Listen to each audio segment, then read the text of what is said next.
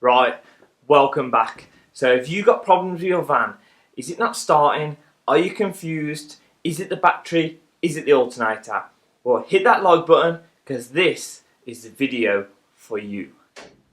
So today I'm going to show you how to check the charge rate off your alternator through to your battery so you can decide whether you've got a battery fault or an alternator fault. So what I'm going to do is I'm going to show you how to check your alternator charge rate. This is just a normal cheap multimeter. You can get these from eBay. You can get used to be Maplin, obviously closed, but you can get it from probably Screwfix, maybe Toolstation, your neighbour, call him over. A lot of people have got these. They're quite easy to use. Let's move on. So the first thing you need to do for this is open your bonnet. Black is negative, red is positive. So guys, as you can see, we've got 12.27 volts at the battery without it running, without the ignition on, just as it is, which is fine because this is a 12 volt battery. You want to start it up and we'll look at what it's at then. So now you'll see that we've got 14.55152. So that there is the charge rate. So my alternator is charging at 14.5253, around that, which is good. Now you want to put all your heated screen on, your stereo, your heaters, put everything electrical on and then recheck the charge rate. 14 volts.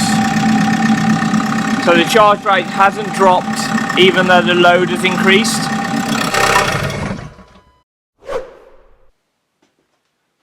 Okay, so let's explain what you saw there. So we started off our multimeter, we checked the battery voltage before we did anything. It was at 12 volts, just over. We then started the vehicle to then see what the voltage goes up to. Just leave these connected on the terminal, happy days. The voltage went up to 14.3, for example. 14.6, anything over that's a little bit high. Anything below 13.8 is a little bit low. Now, some people will argue about those. They'll say it's got to be over 14 all the time.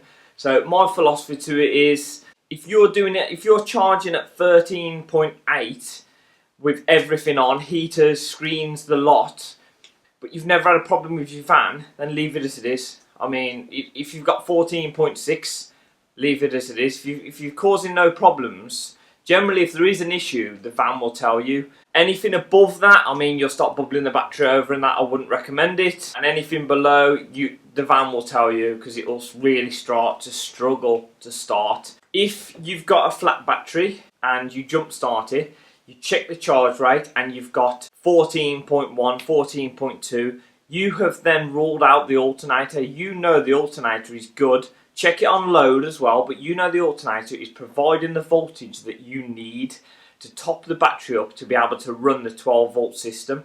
So generally it's the battery. I mean, there's normally a sight in the battery. It'll be green if it's okay, black if it's gone. You can see through those, or you can pop to Quick Fit. They tend to do a free battery health check, things like that if you're in the UK. So if you've got less than 14 volts, we'll say that you've got 12.9 volts charging, that's more than likely to be the alternator. Now, the one thing you've got to remember, guys, is if you've got a battery that's gone down, but your alternator is fine, you'll put a new battery on it, happy days. But sometimes, if you've got a faulty alternator that's been dying over time, it can kill the cells in your battery. So you'll fix the alternator fault, you'll now have 14 volts charging instead of the 12.6 or whatever you may have had. But then you'll still struggle to start in the morning and you'll think, oh, I've put a £300 alternator on it for no reason. No, it's because you killed the battery. If you'd just put a battery on it, you might have got away with it again for another few months. But because of the low voltage charge from the alternator, you're starting to kill that new battery. So that's why this test is absolutely crucial. Get it right. It's easy to do. I've just shown you how to do it. I know there's a lot of talking. We've probably gone over the 2 minutes.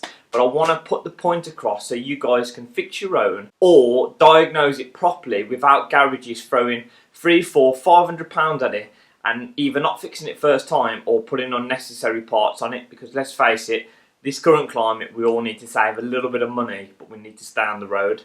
With that said and done, I hope that helps. If you've had a look at yours, comment in the comments box below. Or if you've got any questions or queries, let me know. I might do a video, 2 Minute Tuesday, showing you how to check drain to see if you've got a drain on the rest of the van, which is actually flattening your battery overnight. You might have a faulty battery, you then might put that on, but I mean, that's a lot more technical. That's the next level really, guys. Let's just get the basics first. Let's leave it at that. So thank you for watching. Hope you're going to hit that subscribe button, and take care, guys, and stay safe.